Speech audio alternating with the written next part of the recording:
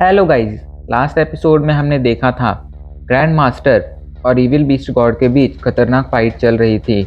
इस फाइट में grand master ने सेलेस्टियल स्वॉर्ड फॉर्मेशन को एक्सट्रीम लेवल पर एक्टिवेट कर दिया था। वो सेलेस्टियल स्वॉर्ड फॉर्मेशन का यूज़ कर कर इविल बीस्ट गॉड पर हमला करने लगते हैं। ये देख इविल बीस्ट गॉड भी अपने ओरिजिनल फॉर्म में आ जाता है। उसके अभी के लिए सैकड़ों हाथ और हज़ारों पैर आ गए थे और इन सभी की मदद से वो अभी के लिए सेलेस्टियल स्वॉर्ड फॉर्मेशन का सामना कर रहा था। ग्रैंड मास्टर एक के बाद एक कई सारी स्वॉर्ड वेव से इविल बीस्ट गॉड पर हमला करते हैं, लेकिन इविल बीस्ट गॉड एक के बाद एक सभी के सभी स्वॉर्ड वेव्स को डिस्ट्रॉय कर देता है। लेकिन इस दौरान उसके लगभग आधे पैर और आधे हाथ डिस्ट्रॉय हो जाते हैं, मतलब कट जाते हैं। तभी इविल बीस्ट गॉड एक ज़ोरदार हमला करता है, जो जैसे ही ग्रैंड मास्टर से टकराता है, गार्डियन बीस्ट के साथ साथ ग्रैंड मास्टर भी कई कदम पीछे चले जाते हैं। अब आगे ग्रैंड मास्टर की हालत बहुत ज़्यादा ख़राब हो गई थी। उनके मुंह से लगातार खून निकल रहा था। ये देखकर इविल बीस्ट गॉड हंसते हुए कहता है, इंसान, तुम्हारे पास जो ये पावर है वो तुम कंट्रोल नहीं कर सकते हो। ये पावर तुम जितना सोच रहे हो उससे ज़्यादा वायलेंट है। ऐसे में अच्छा यही होगा कि तुम इस पावर को कंट्रोल करना छोड़ दो और अपनी मौत को स्वीकार कर लो, क्योंकि आज मैं तुम्हें ज़िंदा नहीं छोड़ने वाला हूँ।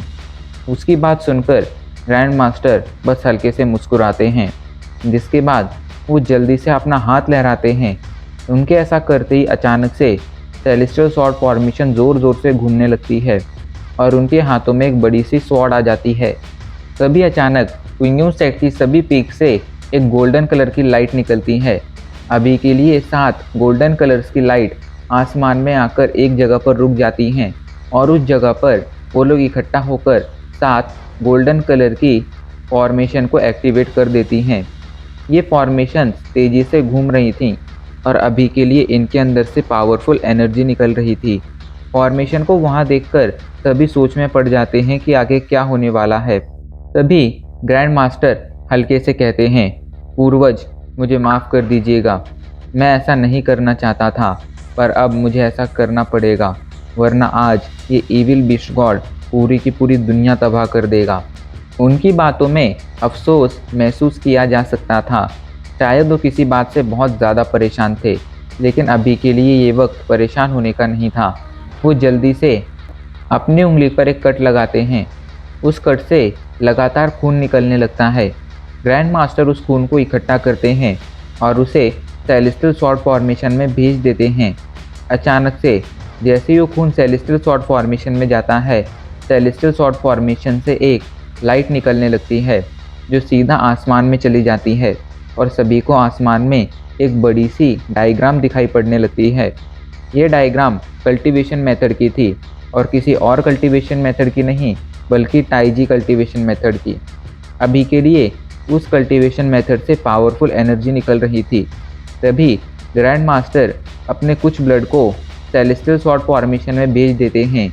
जैसे वो ऐसा करते हैं, वो ताइजी कल्टीवेशन मेथड अचानक से सिकुड़ने लगती है और वो एक लाइट वेव में बदल जाती है, जो सीधा आकर सेलेस्टियल स्वॉर्ड फॉर्मेशन में समा जाती है, जिससे सेलेस्टियल स्वॉर्ड फॉर्मेशन की पावर काफ़ी ज़्यादा बढ़ जाती है। तभी अचानक से सेलेस्टियल स्वॉर्ड फॉर्मेशन के चारों तरफ मौजूद उन 7 फॉर्मेशन से पावरफुल लाइट बीम्स निकलती हैं, जो सीधा जाकर सेलेस्टियल स्वॉर्ड फॉर्मेशन में चली जाती हैं। जिसके बाद अचानक से सेलेस्टियल स्वॉर्ड फॉर्मेशन की पावर और ज़्यादा बढ़ जाती है। सेलेस्टियल स्वॉर्ड फॉर्मेशन के अंदर वो 7 की 7 गोल्डन लाइट्स अभी के लिए आपस में मर्ज हो रही थीं। तभी सेलेस्टियल स्वॉर्ड फॉर्मेशन से एक लाइट निकलती है। ये लाइट देखने में वाइट कलर की थी, लेकिन अगर कोई ध्यान से देखता तो उसे इस लाइट में 7 रंग दिखाई पड़ते। ये लाइट सीधा आसमान में जाती है। आसमान में कुछ देर तक घूमने के बाद आसमान से ये लाइट सीधा ग्रैंड मास्टर के हाथ में मौजूद बड़ी सी स्वॉर्ड में आकर घुस जाती है। जैसे ही वो लाइट स्वॉर्ड में जाती है, स्वॉर्ड की पावर अचानक से बढ़ने लगती है, उसका साइज़ भी बढ़ने लगता है और उसके ऑरा से आसपास मौजूद कई सारे डेमनिक बीस्ट मारे जाते हैं। स्वॉर्ड से होते हुए एनर्जी ग्रैंड मास्टर के अंदर जाने लगती है, जिससे ग्रैंड मास्टर की पावर काफ़ी ज़्यादा बढ़ जाती है। तभी अचानक से ग्रैंड मास्टर के सारे कपड़े उस एनर्जी की वजह से जल जाते हैं। अभी के लिए वो आसमान में खड़े किसी देवता की तरह लग रहे थे, जिनके हाथों में एक बड़ी सी स्वॉर्ड थी। सातों की सातों गोल्डन कलर की फॉर्मेशन से लगातार एनर्जी निकलती जा रही थी, जो सीधा सेलेस्टियल स्वॉर्ड फॉर्मेशन में जाती थी। सेलेस्टियल स्वॉर्ड फॉर्मेशन में मर्ज होकर वो एक वाइट कलर की लाइट में बदल जाती थी, जो आसमान में जाती थी और आसमान से सीधा ग्रैंड मास्टर के हाथ में मौजूद स्वॉर्ड में चली आती थी। ये नज़ारा अभी के लिए काफ़ी ज़्यादा सुंदर लग रहा था, लेकिन इस नज़ारे को देखकर एविल बीस्ट गॉड अब थोड़ा परेशान होने लगा था। वो समझ गया था उसने ग्रैंड मास्टर को कम आंक लिया है। ग्रैंड मास्टर उसकी सोच से काफ़ी ज़्यादा पावरफुल हैं। अभी के लिए grand master celestial sword formation को शायद उसके उस लेवल पर ले गए थे जहाँ तक आज तक क्विंगडम सेक्ट का कोई भी लीडर ले जा नहीं पाया था। ग्रैंड मास्टर जोर से चीखते हैं, हेवन सीक्रेट सील। उनके ऐसा चीखते ही अचानक से उनके हाथ में मौजूद स्वॉर्ड पर अलग अलग तरह के पैटर्न फॉर्म होने लगते हैं। ये पैटर्न देखने में अजीब से सिंबल की तरह लग रहे थे, जिनके अंदर लगातार एनर्जी जाती जा रही थी। जैसे जैसे ये पैटर्न एनर्जी सोख रहे थे, अचानक से उस स्वॉर्ड की पावर और ज़्यादा बढ़ती जा रही थी। ग्रैंड मास्टर ने जैसे ही स्वॉर्ड पर ये पैटर्न एक्टिवेट कर दिए थे, वैसे ही सेलेस्टियल स्वॉर्ड फॉर्मेशन की पावर काफ़ी ज़्यादा बढ़ गई थी। अभी के लिए क्विंगडम सेक्ट के सातों पीक से बहुत ही पावरफुल गोल्डन लाइट लगातार निकलकर सेलेस्टियल स्वॉर्ड फॉर्मेशन में समाती जा रही थी और उसकी पावर को बढ़ाती जा रही थी। इधर इविल बीस्ट गॉड भी अब अपने अगले हमले के लिए तैयार हो जाता है। वो समझ गया था वो आसानी से इस मैटर को अब नहीं छोड़ सकता है। उसे अगर सेलेस्टियल स्वॉर्ड फॉर्मेशन का सामना करना है तो उसे भी अपनी सारी पावर लगानी होगी। सभी की नज़रें आसमान में चल रही बैटल पर टिकी हुई थीं, पर किसी ने नहीं देखा था कि इस बैटल को छोड़कर एक लड़की अभी के लिए उस माउंटेन के पीछे वाले रीजन में जाने लगी थी। उस लड़की के चेहरे पर अभी के लिए अजीब से एक्सप्रेशन थे। थोड़ी सी खुशी थी, थोड़ा सा गुस्सा था, पर वो लड़की बहुत ही परेशानी के साथ अभी के लिए उस रीजन में बढ़ती जा रही थी। शायद वो कुछ ऐसा सोच रही थी जो होना मुमकिन नहीं था, लेकिन फिर भी वो खुद को वो सोचने से रोक नहीं पा रही थी। इधर हमें मून केव का सीन दिखाया जाता है। जाओ फैन और जिंगयू दोनों एक दूसरे के साथ खतरनाक फाइट में उलझे हुए थे। दोनों एक दूसरे पर लगातार हमला किए जा रहे थे। बरसों पुराने दोस्त आज एक दूसरे के दुश्मन बन चुके थे और न जाने पिछले कितने घंटों से एक दूसरे से मुकाबला किए जा रहे थे। इस दौरान उन्होंने ये भी नहीं देखा था कि मून केव से जो पर्पल रंग की लाइट निकल रही थी, पर्पल रंग की एनर्जी निकल रही थी, उस एनर्जी ने उन दोनों को चारों तरफ से घेर लिया था। अभी के लिए दोनों एक दूसरे में इतने ज़्यादा उलझे हुए थे कि वो सिर्फ एक दूसरे को ख़त्म करने के बारे में सोच रहे थे। जिंगयू काफ़ी ज़्यादा पावरफुल था। पिछले 10 सालों से वो वैनी के साथ ट्रेनिंग करता आया था और उसके पास ड्रैगन स्वॉर्ड भी थी। ऐसे में उसकी पावर बिल्कुल कम नहीं थी, पर जाओ फैन जिंगयू से ज़्यादा पावरफुल था, क्योंकि उसके पास पोस्ट किंग सेक्ट, क्विंगडम सेक्ट और टियानिन टेम्पल, इन तीनों सेक्ट की कल्टीवेशन टेक्निक्स थी, जिन्हें उसने आपस में मर्ज कर लिया था। मतलब अभी के लिए वो तीनों सेक्ट की कंबाइन पावर को यूज़ कर सकता था। ऐसे में अभी के लिए उसे जिंगयू पर हावी होना चाहिए था, पर पता नहीं क्यों वो चाहकर भी जिंगयू पर हावी नहीं हो पा रहा था। अभी के लिए फाइट इक्वली चल रही थी। अभी बस इतना हो रहा था कि कभी जिंगयू जाओफेन पर हावी हो जाता था तो कभी जाओफेन जिंगयू पर, लेकिन कोई भी एक दूसरे को हरा नहीं पा रहा था। जाओफेन के पास 3 कल्टीवेशन मेथड होने के बावजूद वो जिंगयू पर हावी नहीं हो रहा था। इसके 2 रीज़न हो सकते थे। पहला तो ये कि जाओफेन ने ट्रेनिंग कर कर अपनी पावर तो बढ़ा ली थी, पर इस दौरान उसने एक चीज़ पर फोकस नहीं किया था, और वो था इन कल्टीवेशन मेथड को ठीक से प्रैक्टिस करने पर। उसे ऐसा लग रहा था कि उसने इन कल्टीवेशन मेथड को मास्टर कर लिया है, पर ऐसा नहीं था। अभी उसे इन कल्टीवेशन मेथड की और ज़्यादा प्रैक्टिस करने की ज़रूरत थी। हर एक कल्टीवेशन मेथड अलग तरह का वे और अलग तरह के मेरिडियन से अनलॉक होता था। ऐसे में वो तीनों तरह के कल्टीवेशन मेथड की प्रैक्टिस कर रहा था। ऐसे में उसे किसी भी नॉर्मल इंसान से कई गुना ज़्यादा मेहनत करनी पड़ती और कई गुना ज़्यादा मेरिडियंस और एक्यूपंक्चर्स ओपन करने पड़ते, पर जाओफेन ने शायद ये नहीं किया था। इस वजह से उसकी पावर अभी के लिए जितनी होनी चाहिए थी उससे कम थी। और इसके पीछे का दूसरा रीज़न ये हो सकता था कि जिंगयू ने वैनी के साथ बहुत ही कड़ी ट्रेनिंग की थी, और इस कड़ी ट्रेनिंग में जिंगयू ने कई सारी टेक्निक सीख ली थी जिन्हें वैन ई ने उसे सिखाया था, और अभी के लिए उसके हाथ में ड्रैगन स्वॉर्ड भी थी जिसकी पावर कितनी थी इसका अंदाज़ा लगाना भी बहुत ज़्यादा मुश्किल था। ऐसे में ऐसा हो सकता था कि जिंगयू की पावर की वजह से अभी के लिए वो जाओ फैन पर हावी होने में कामयाब हो रहा था।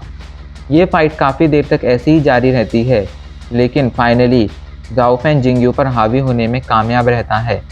जाओ फैन अभी के लिए लगातार जिंगयू पर हमला करते जा रहा था, जिस वजह से जिंगयू को पीछे हटना पड़ रहा था। जिंगयू अभी के लिए काफ़ी ज़्यादा शॉक में था। उसने कभी नहीं सोचा था वो लड़का जिसे वो अपना भाई मानता था, वो लड़का कभी उस पर हावी हो पाएगा।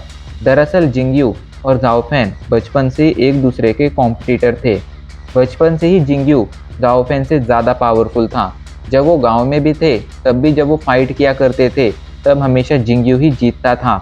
दूसरी चीज़, जब वो सेक्ट में आए तब जिंगयू को बेटर रिसोर्सेज मिले। उसे कैंग शॉन्ग ने अपने डायरेक्ट डिसाइपल के तौर पर एक्सेप्ट कर लिया। वहीं जाओ फैन पर किसी ने ध्यान नहीं दिया और जाओ फैन को अंत में बिग बैम्बू वैली में जाना पड़ा। तब भी जिंगयू जाओ फैन से काफ़ी आगे था। जाओ फैन से वो तब भी आगे था जब वो कुछ सालों बाद जाओ फैन से मिला था। वो दोनों तब बड़े हो चुके थे, लेकिन इसके बावजूद जिंगयू अभी भी जाओ फैन से ज़्यादा पावरफुल था। लेकिन पता नहीं क्यों 7 पीक्स कंपटीशन में जाओ फैन के पास कोई ऐसी पावर आ गई जिस वजह से जाओ फैन टॉप 4 में आने में कामयाब रहा और जिंगयू टॉप 4 में नहीं आ पाया क्योंकि उसे कुई हाउ ने हरा दिया था। उस दौरान भी जिंगयू को ऐसा लगा था कि शायद जाओ फैन बस किस्मत से टॉप 4 में पहुंच गया है, वो इतना ज़्यादा पावरफुल नहीं है कि वो जिंगयू को हरा सके। इसके बाद उन लोगों के बीच शायद ही कोई फाइट हुई थी। जिंगयू जाओ फैन को अपने भाई जैसा मानता था, इसलिए जब पूरा क्विंगयून सेक्ट उसके खिलाफ हो गया था तब भी जिंगयू ने जाओ फैन का साथ दिया था। लेकिन हमेशा से उसके मन में भी जाओ फैन से कंपटीशन करने की इच्छा थी जो कभी ख़त्म नहीं हुई थी, अभी तक ख़त्म नहीं हुई थी। आज से 10 सालों पहले उस बड़े मैटर के बाद जाओ फैन ने क्विंगयून सेक्ट छोड़ दिया था। इस वजह से उस बड़े मैटर के बाद वो दोनों कभी आपस में मुकाबला नहीं कर पाए। इन 10 सालों के गैप में वो सिर्फ एक बार एक दूसरे के आमने सामने आए थे, वो भी तब जब वो डेथ मार्च में थे। वहाँ पर उन दोनों के बीच फाइट तो हुई थी, लेकिन वो फाइट लाइफ और डेथ की फाइट नहीं थी। ऐसे में उस समय जिंगयू जाओ फैन के पूरे पोटेंशियल को नहीं देख पाया था। उसे तब भी लगता था कि जाओ फैन अभी के लिए कमज़ोर है और वो जाओ फैन को हरा सकता है। लेकिन आज की फाइट ने उसके पूरे के पूरे ओपिनियन को बदल दिया था। उसे अब समझ आ रहा था कि वो हमेशा से ही जाओ फैन को कम आंकता आया है। जाओ फैन जितना दिखता है उससे कई गुना ज़्यादा पावरफुल है। जाओ फैन के हाथ में मौजूद इविल स्टिक अभी के लिए बहुत ही पावरफुल इविल एनर्जी छोड़ रही थी, जिसका सामना जब भी वो अपने डेमन स्वॉर्ड से करने जाता था तो उसे एक ज़ोरदार झटका लगता था और उसे कई कदम पीछे ढकेल दिया जाता था।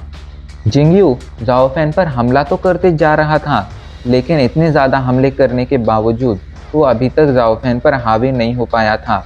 उल्टा वो जितने पावरफुल हमले जाओ फैन पर करता था, जाओ फैन उतनी ही ज़्यादा पावरफुल तरीके से उसको जवाब देता था। ऐसे में अभी के लिए उसके लिए ये बात पचाना काफ़ी ज़्यादा मुश्किल हो गया था कि वो लड़का जो हमेशा से ही उससे वीक था आज उससे पावरफुल हो गया है। उसे अभी भी ये बात पच नहीं रही थी कि जाओ फैन जिसे उसने बचपन में बुरी तरह से पीटा था और हमेशा से ही उसे हराया था, वो उससे आगे निकल गया है। और अब इसी के साथ हमारा ये एपिसोड आज यहीं पर ख़त्म हो जाता है।